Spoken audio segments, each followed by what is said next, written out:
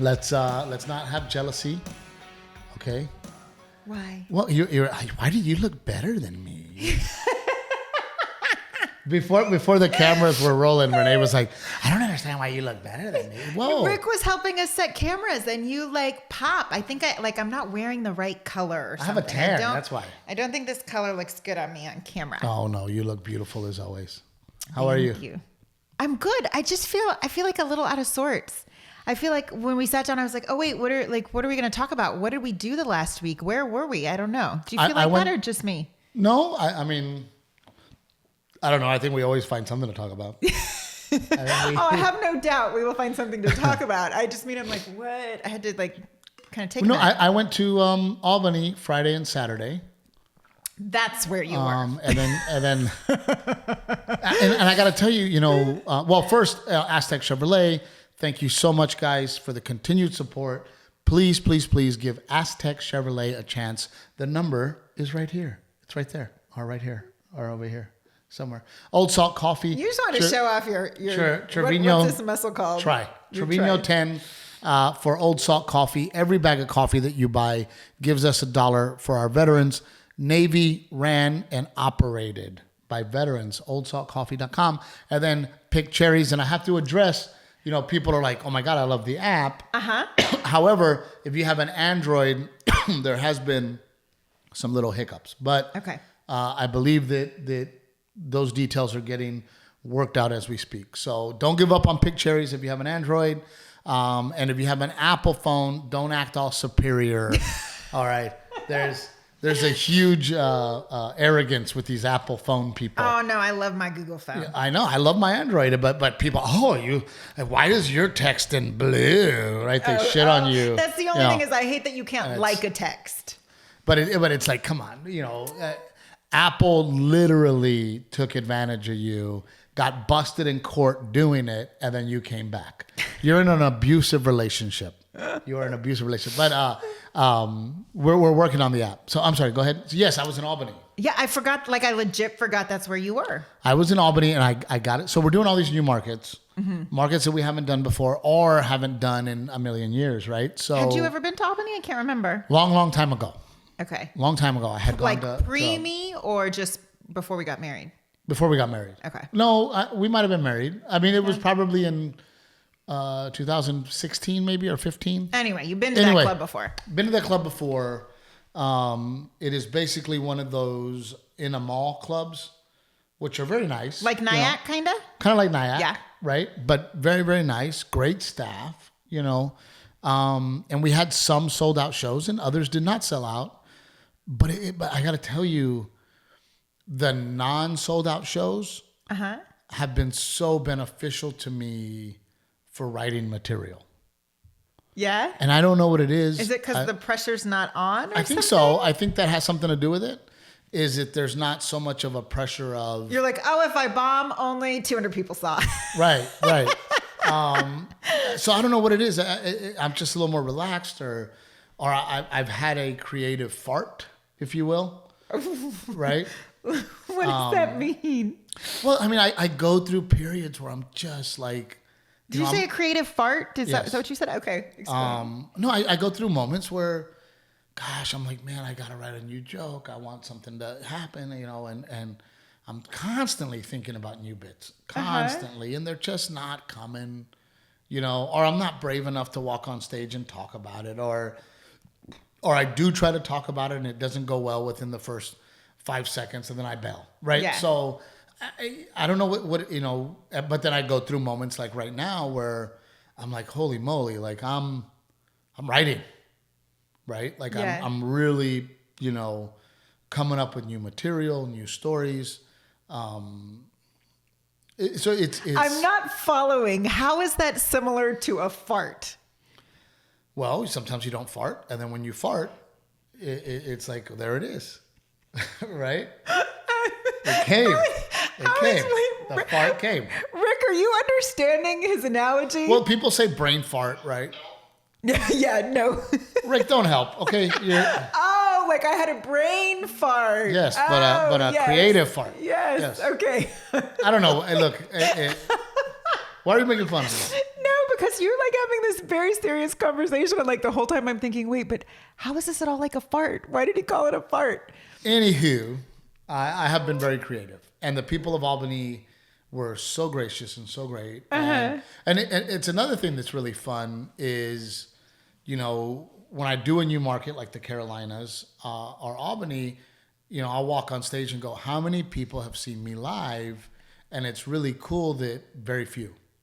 So now it's like, oh, I get excited because I'm like, oh, so you haven't seen me work on all the material that's on I Speak Wife. So they're coming just because they saw a clip on Facebook They or saw TikTok or they watched the podcast or whatever, right?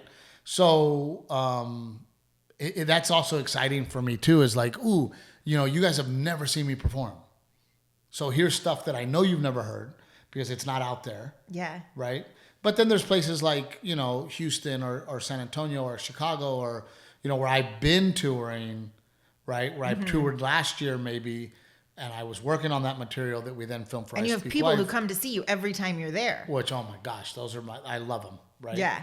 And it's also cool when people come up to me after the show in Albany or these new markets and go, I love your stuff online, that's why I came, but watching you live, seeing what you do at the end of the shows, you have a fan for life. Oh my God, that's what I tell people when like people reach out to me on my Instagram and they're like, oh, I'm going to be at this show on Saturday or I'm going to be at this show on Friday. And I'm like, you are in, if you've never seen Steve live, you are in for such a treat because it's something completely different. I don't know if it's different. It's just... It is. It's the energy in the room. It's like, I'm amazed when we meet people. The human engagement. Yes. I'm amazed when we go on the road and people will come up after us and afterwards and say, this is the first time I've been in a comedy club. And I'm like, oh my gosh, how do you not like, it doesn't have to be you, like, but to go see anyone, to sit there and laugh for an hour is such a good feeling. That's what I think is most special, in my opinion, is that a lot of the people that watch us, a lot of the people that follow my comedy, that think I'm really funny, a lot of them don't like comedians. Yeah. And they will tell you like, oh, you know, I try to watch stand-up. It's just not for me. And then I found you. Yeah. I never went to a comedy club, but we had to see you. Yeah. Right? So that's what's also really... That is cool. Really exciting for me and cool. And it makes me feel like, man, I really, truly have created my own lane. Right? We have worked very hard to create our own lane. We've had ups and downs. We've had big conversations, me and you. Yeah. About the brand, about what we want to do, what we should do. You know, there was a time where the only time I would get booked was for Refried Friday. Literally, that's what it was called.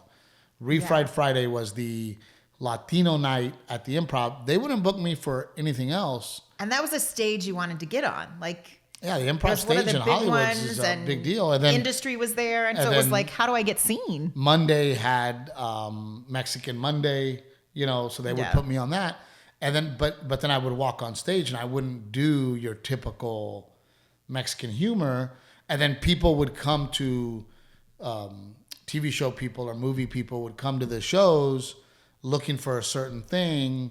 It didn't matter how hard I killed.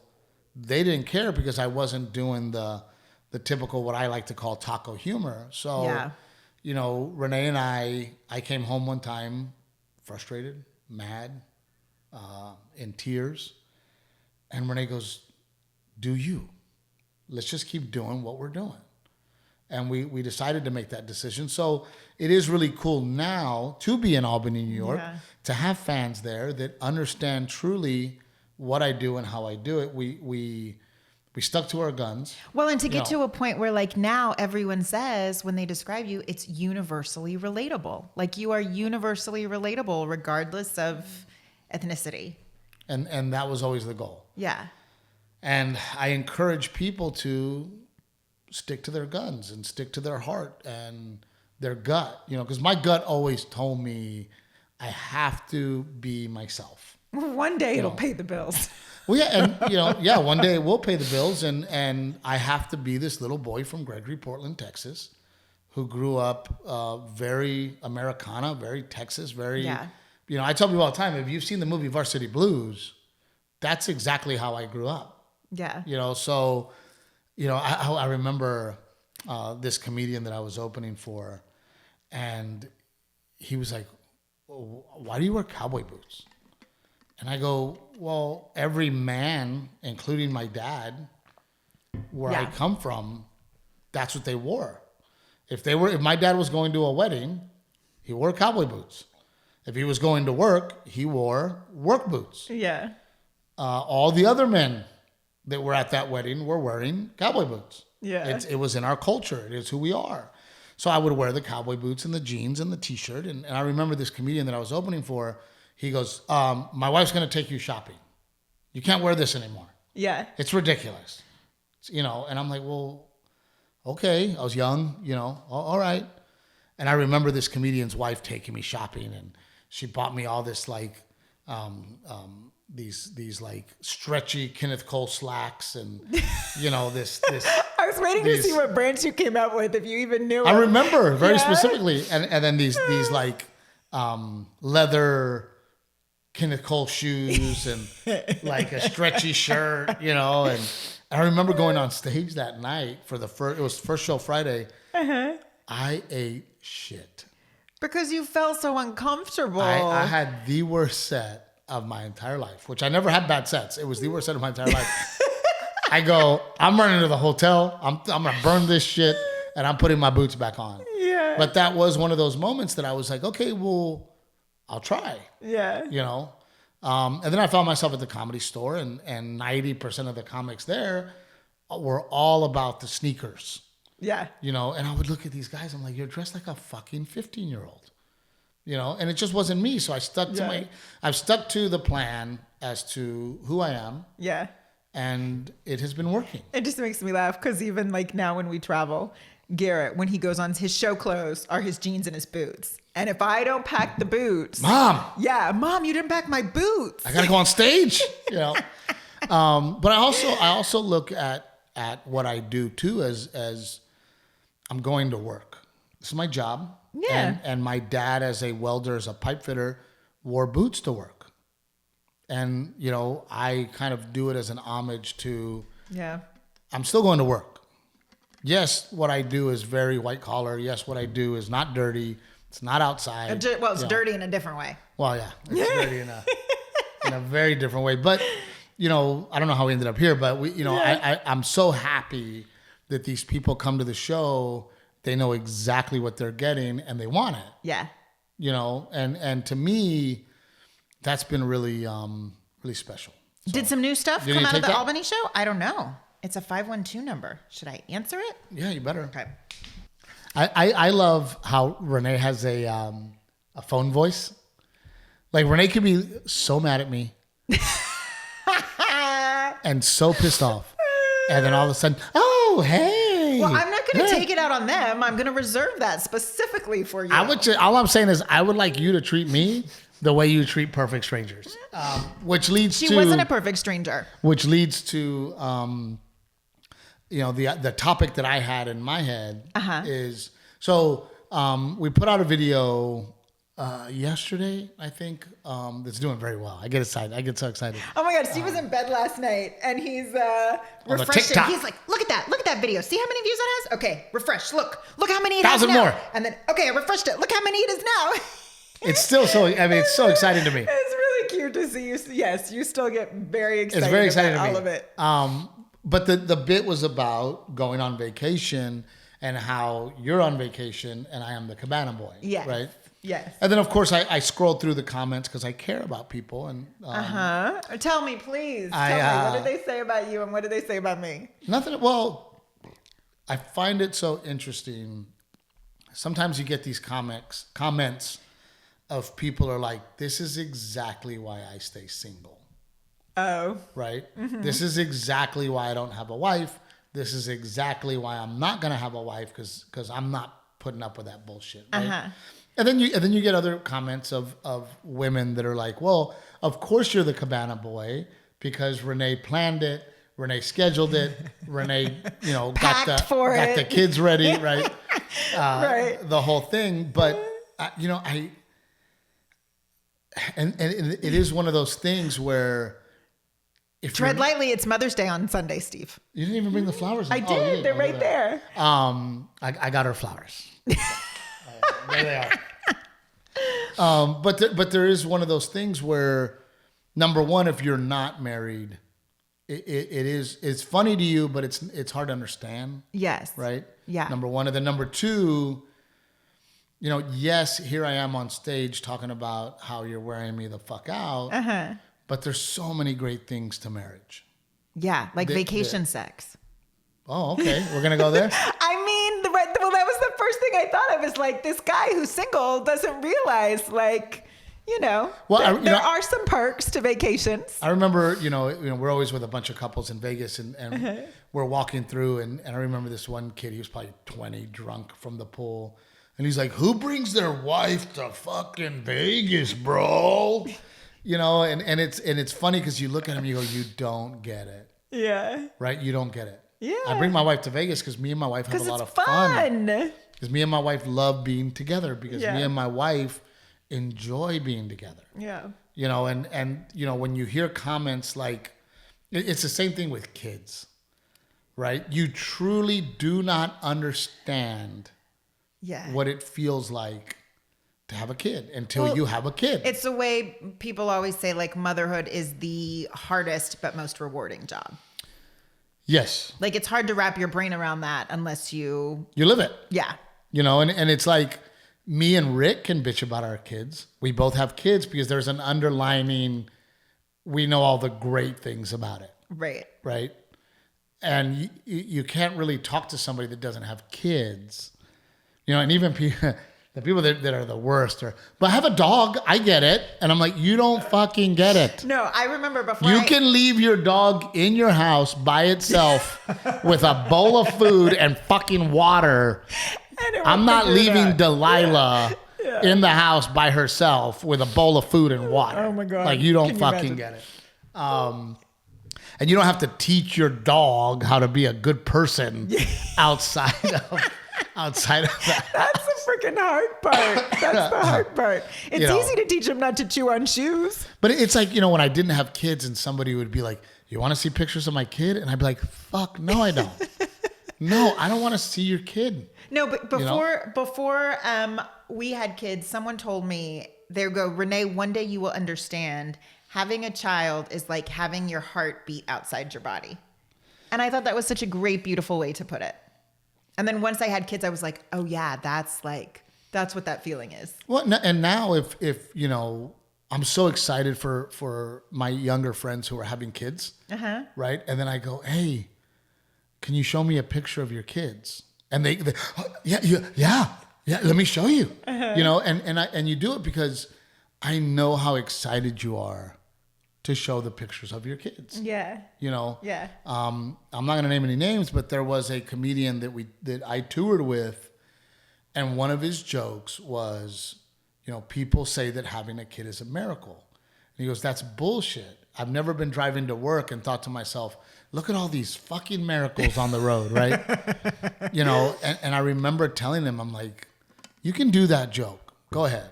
Yeah. I'll never tell somebody not to do a joke. I said, however, after a miscarriage, after all the things that me and you went through to have Delilah, and having Delilah, yes, it is a miracle. Yeah. The fact that you end up with a healthy human. Right. Yeah. That my ball sack had something that I put in you, that you then grew a human. Yeah. And it came out healthy. That the female body can produce a human being. Yeah. It's amazing. Yeah. Right? And so then that same comedian all of a sudden has a kid. And I remember him coming up to me going, hey man, you're right. Like, I should not do that joke. Yeah. It is truly a miracle. I am madly in love with my daughter. You want to see a picture? And I'm like, yes, yes, I do want to see a picture. And it is one of those things when you hear those comments of people saying, that's exactly why I'm not getting married. And they also don't realize that, the feeling of loving somebody. Yeah. Right? Like, I love you, so I will put up with a lot of shit because I love you. Yeah. You know what I mean? Yes. So, yes, I will carry all the bullshit, right? Yeah. Because I love you, right? So that leads to, yes, this is the Mother's Day episode because Mother's Day is Sunday. Yes. And we're not going to podcast again until after Sunday. I do want to apologize. Some people did reach out and they said, hey, are you going to do the Mother's Day thing at the restaurant? We talked about it. We have big plans. We lost Betty. Backstage Betty. Behind the scenes Betty has moved on. She has moved on. She has left us. So we kind of got ourselves in a situation where we're a little out of sorts. We had a lot. We're juggling a lot more than we expected. I do apologize for that. But next year we definitely need to do a fun Mother's Day. Maybe we'll do it for Father's Day. Well, that's what I was about to say. Maybe we do it for Father's Day. That was my first thought. And then I was like, oh, but who knows what Grandpa Joe might say. That's kind of scary. We don't want Grandpa Joe on the podcast. Can you imagine the things he might say that might come out of his mouth? Rick is like, yes, let's do it. No, Grandpa Joe. Maybe Daddy Raymond. We'll give Daddy Raymond a little gummy bear. A gummy bear? Yeah. And have him come on. But ultimately, that's another thing that you don't know as a young man growing up. You don't know the female struggle. Oh. And through you and through our marriage, yeah, I have learned how difficult it is to be a female. Yeah. I have learned the toll it takes to have a baby. Yeah. Right? I have learned the strength and courage of a woman through you. Right? Oh, thank you, baby. Having our miscarriage. Well, first of all, watching you carry a baby. I didn't do it very gracefully. But then having a baby, physically having a baby. Yeah. Going through the very difficult miscarriage that we went through, which was, for people that don't know, we were 6 months into it when we had our miscarriage. And what hurt even more was I was on the road when it happened. Yeah. I was on the road when it happened. Thank God for Trey and Sabrina. Yeah. Sabrina ran over here to help you get to the doctor's office, and your parents came up. And then I got the first flight out the next morning and got to you as quickly as possible. I actually, for the second time in my life, canceling shows. The first time I canceled shows for the birth of my child, Garrett. Yeah. And then the second time that I canceled shows because you had a miscarriage. And that's the hard part as a husband is you don't know what to say. And I remember telling you, hey, we don't have to have another kid. I'm okay with it. And then you were like, well, you don't want to have another kid? I'm like, no. I'm just trying to come up with what I should say. Yeah. And not to reveal too much and not to take you to that place, but we were not going to, for the first time, with a lot of convincing, we had decided we are not going to find out what this baby is. Yeah. We're going to wait till the baby is born to find out. And unfortunately, you found out. Yeah. And I remember getting to the hospital and we so desperately wanted a girl and you going, it was a girl. And that moment was so hard. I didn't know we were going to talk about this today. It's supposed to be the Mother's Day episode. You're going to make me cry. It is about mothers. It is about mothers. And the point I'm trying to make is that after carrying a baby.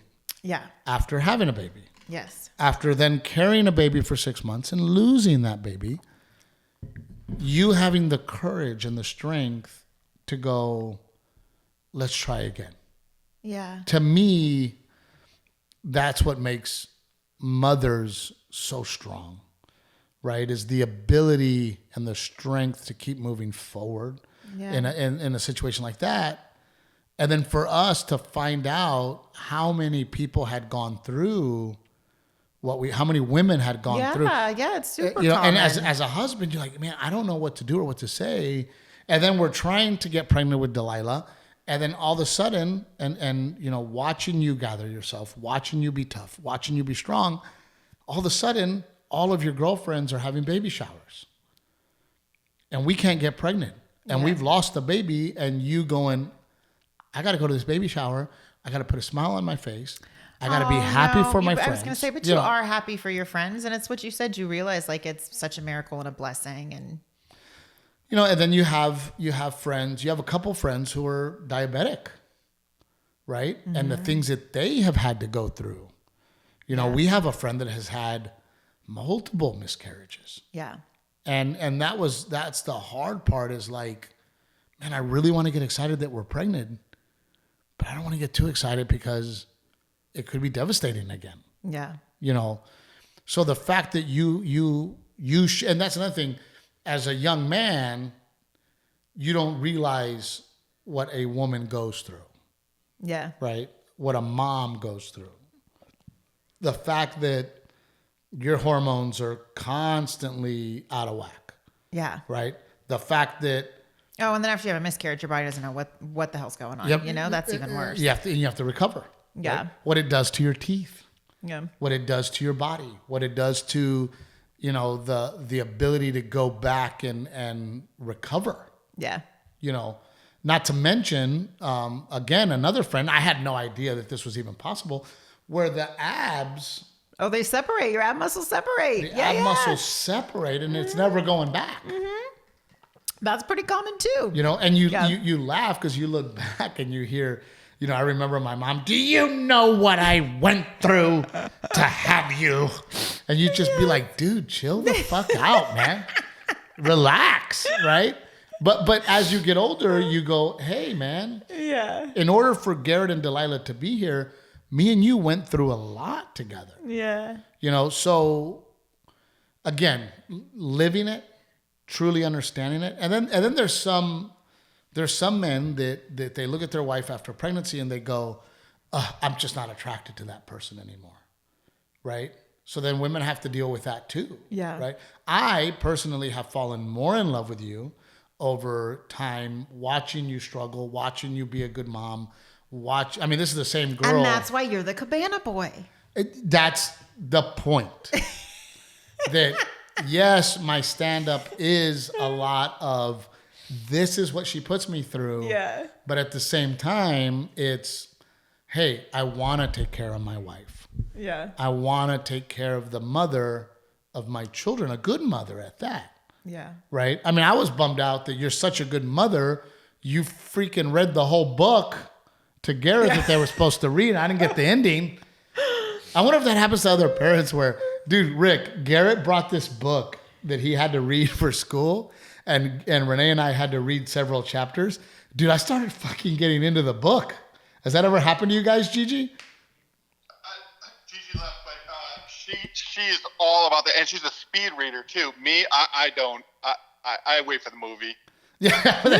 Well, I don't know if there's gonna. No, this one's a New York Times bestseller, and there's a second book, so it probably will get turned into a movie. But what were you gonna say, Rick? The Grinch Who Stole Christmas. All over it. Yeah. But on the same topic, Rick, do you find yourself having, as time goes by, having more respect for the female and your wife? Oh yeah, definitely. And it's one of those things where, like, you didn't even talk about the actual. Well, you did, but the birthing process and just seeing your wife in pain. That's horrible. It is horrible. And then all of a sudden, at the end, you guys decide to do it again. Yeah, it's like they say women forget about, like, you literally legit, I don't know if it's the hormone, I'm sure it's the hormones or whatever, but you forget about what the actual physical pain of childbirth is. And I say that on my life in quarantine, where I go, look, if a hockey puck came out of my dick hole, I think that's the last time a hockey puck comes out of my dick hole. Like, I hate to put it that way. But in when it comes to the female, it's, and again, going back to how am I going to raise Delilah, right? Yeah. And you also don't realize how young Delilah is, and she's into clothes. Oh yeah, she's such a little girl. I came in, I went to a baby shower. Nobody on Sunday. teaches it. and I was wearing a long dress to the baby shower, and she came and she was just playing with my skirt and like hiding underneath it and twirling my dress around. Like she loves it. And she's into fancy cups because she sees mom with her Captain Evil cup. And then so she picks out like these fancy cups that It's she so funny. has to have. You know, so but so you want, in my opinion, you want your daughter. And you know, one of the things that I love about my wife, and since we're talking about mommies and it's Mother's Day, is that Renae is never underdressed. I personally like a girl in a dress. Yeah. You're always wearing dresses or skirts. My or, philosophy is you can never be overdressed. you know, but you can be underdressed. or short little shorts. I like the little short shorts. But you always look very ladylike. You know, and I try. I like that. However, you're also very intelligent. Yeah. You also graduated, not valedictorian, but you should have, salutatorian of our high school. You also went to NYU and was able to get a 4-year degree in 3 years. So, you know, you have all these great things that I want for my daughter. Because I do want her to be a lady. Yeah. And I do want her to look like a lady. Yeah. Right. And I am also very annoyed with this, you know, oh, why are you putting these, you know, gender stereotypes? And it's like, they're not stereotypes. Garrett is not into clothes. He's into trucks. Yeah. And he picks up sticks and makes some guns. And he likes to go to jujitsu. And him and his buddies fight. And they're rough. Yeah. Delilah is not even 2 years old yet, and she's all about picking out what shoes she's going to wear. She likes the sparkly shoes. She's all about picking out fancy cups. Yeah. She puts her little clothes over her shoulders. Oh, Grandma Dora had a sparkly beaded necklace the other day, and at Easter, and she brought Delilah an Easter basket. Delilah was like, no, I don't want the Easter basket. I want this sparkly thing around your neck. Right. And so I am all about her being a lady. Yeah. Right. And being girly, if you will. But we also want to teach strength. We want to teach confidence. We want her to assert herself. Yes. When it's necessary. Yes. Right. We want her to be aggressive and go after the things that she wants. Yeah. We want her to realize that when you get married, he is not the boss. It is a team. Yeah. Right. So it is very complicated to be a woman. Yeah. You know, and then it's complicated to raise a woman. Right. Yeah. Well, and then to also age gracefully. Yes. You know, we live in a world now with the Botox and the collagen in the lips and the facelifts and the boob lifts and the mommy makeovers and, you know, and ultimately, I will tell you this today on the podcast. Do what makes you feel good. That's it. Yeah, do what makes you feel good. And don't do it for me. Yeah. Don't do it for me. Don't do it because you think that you have to do Botox because I won't find you attractive. I will always find you attractive, and I will always love you, and I will always admire the fact that you are the mother of my children. You're a good mother. So it is tough to be a woman. Yeah. And it is tough to be a mommy, you know, because things are moving a million miles an hour. Yeah. Right. And we are past the days of when I was a kid where, hey, we have 3 hours for dinner. So mom has time. I was going to say, when do we have 3 hours for dinner? I mean, but when you think about when we were a kid, life was so much slower. Yeah, you think? You know? I don't know. Did it just seem different because we were kids? Monday night, I'd get home, right? I'd pretend to do homework, and then I'd watch Fresh Prince of Bel-Air, and Sarah, or my mom, was in the kitchen preparing dinner, right? And then it was, hey, dinner's ready, which was 45 minutes later. Yeah. And then dinner was a 30-minute to 40-minute ordeal. Because my dad would always insist that we sat at the dinner table. Oh, I think maybe one day in our future we'll have time for that again. We're just not in that phase at the moment with Delilah being the age she is and life is busy. Activities. Life is busy and life is hard. And you are also a businesswoman.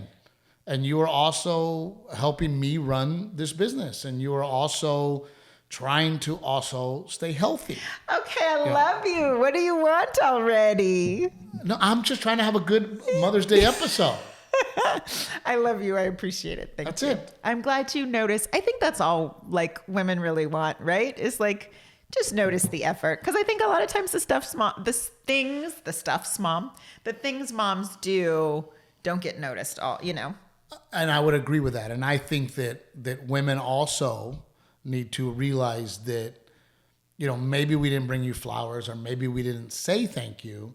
But all those men out there that wake up and go to work every day. Yes. When sometimes they don't want to go to work, right? Yeah. Sometimes, or they make sure that the yard is cut, they coach Little League, you know, they do all the things right. Yeah. You know. And when you were talking about the Cabana that's a Boy, thank you, right? Yes. That's a, hey, thank you. That's why I work so hard. That's why I do what I do is for my appreciation for all the things that you do. Yes. Right? Yes. And it's a partnership, you know, when you're saying you're the Cabana Boy, but it's like you're also so much more than that to our family, you know?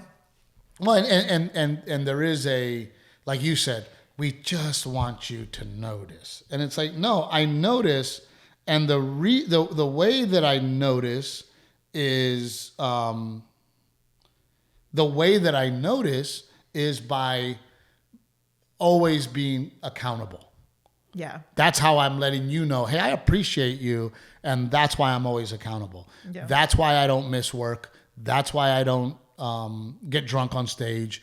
That's why my son has never seen me drunk. You know, that's why I do all these things, because you do all these things and we're a team. So we need to make sure that we're both being accountable. And that's your way of saying thank you and my way of saying thank you. However, women in general, they want the thank yous, they want the flowers, they want the purses. And for the most part, men are like, look, I just want a blowjob. Every once in a while. I was gonna say, I don't know if you got the order right. Flowers, thank you, and purses. You might have mixed up the Look, order. I just threw it out there, but you know, it's like one of the jokes that I'm writing right now is where everything a man does, well, we're supposed to do. And everything a woman does, it's ta-da. Where's my thank you? Did you notice? No, Yes. that is not true. Yes. That is not true. But and then, you know, another thing that you learn as you do get older as a man is to have more appreciation for your own mother. Oh, I think women feel that too. I totally felt like once I had kids, it's exactly what you said. Do you know what I did to have you? Like, but me and you learned that lesson in different ways, is what I'm saying. yeah. Right. I learned that lesson by getting older, watching my wife go through the things that my mom went through. Yeah. You're learning it by actually experiencing it. Yes, by being a mother myself. Yes. And when there are discipline issues or when there are times I feel overwhelmed, I'm like, oh, or I feel torn and I don't know what to do. I'm like, oh, that's what mom felt like. Yeah. Yeah.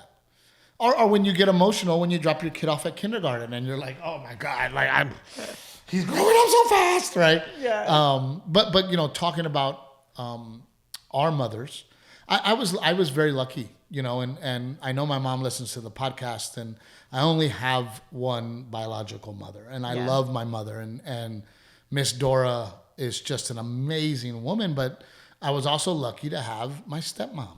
Yeah. Right? And I don't think that step parents get as much love as they deserve. I also had my mother-in-law, Angie, my godmother, Angie, who never had kids, who always kept me in her prayers, and to this day continues to keep me in her prayers. And all of the mothers that, and I now have Mama Mia. Yeah. I have a mother-in-law, and I have learned so much from all four of those women.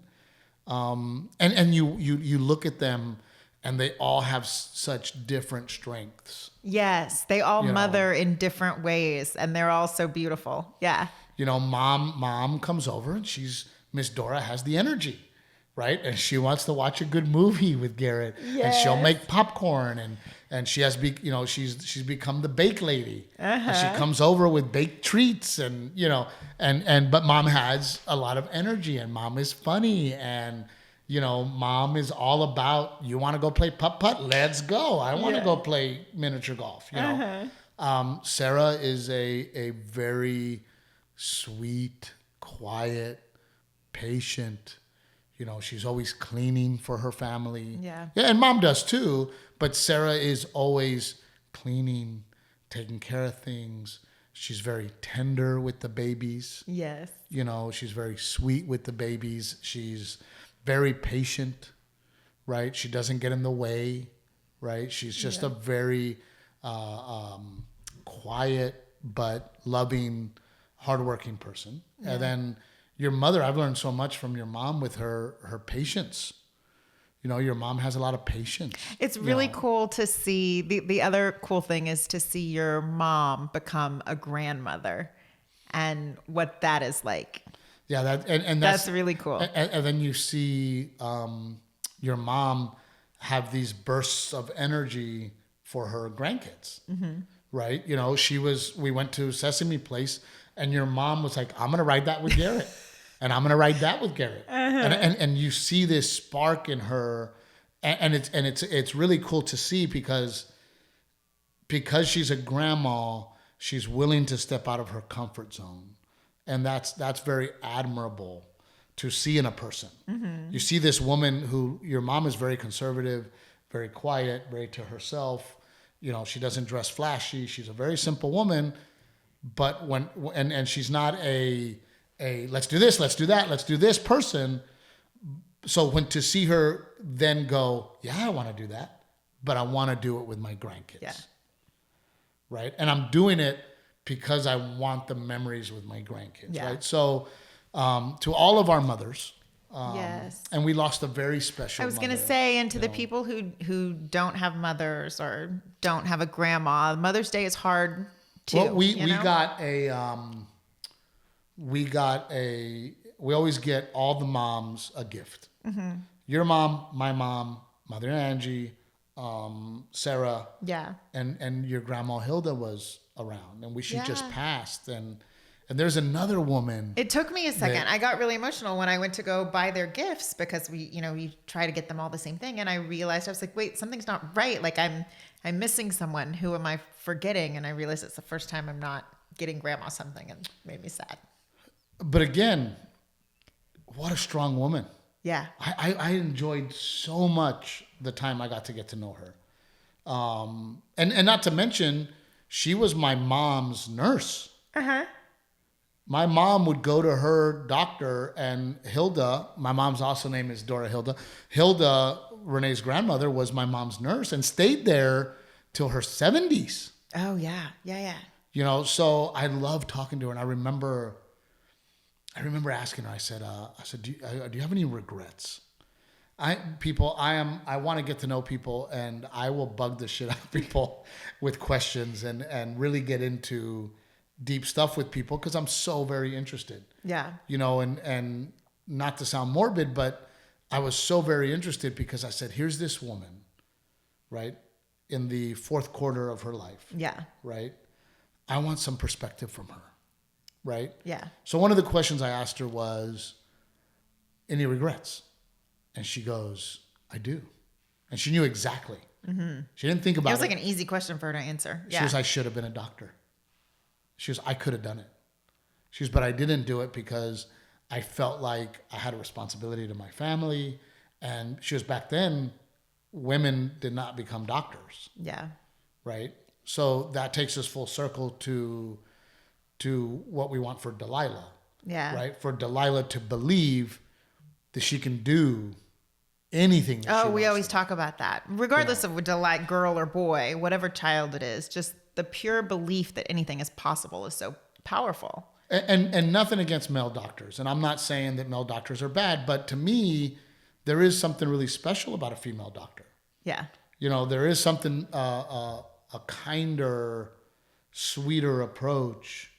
Both of our children doctors are females. The pediatrician. Yeah. So, and I'm not saying that, please don't turn this into, well, what, male doctors aren't great? Yes, of course male doctors are great. But, there is something to a female doctor, right? And to hear your grandmother say that you go, man, do I want to find myself in the fourth quarter regretting something? Yeah. You know, which is why I have started doing jujitsu, right? Because as a kid, I wanted to be that kid. And then I got older and said, well, I guess that's it for me. Well, wait a minute. It's not it for me. Yeah. Just because I'm older doesn't mean I can't go and learn something new, you know? So I've dedicated myself and my time to learning a new skill, right? Yeah. But it was, you know, your grandmother Hilda, God, what a strong woman. You know, that was another thing. And oh my gosh, she could cook.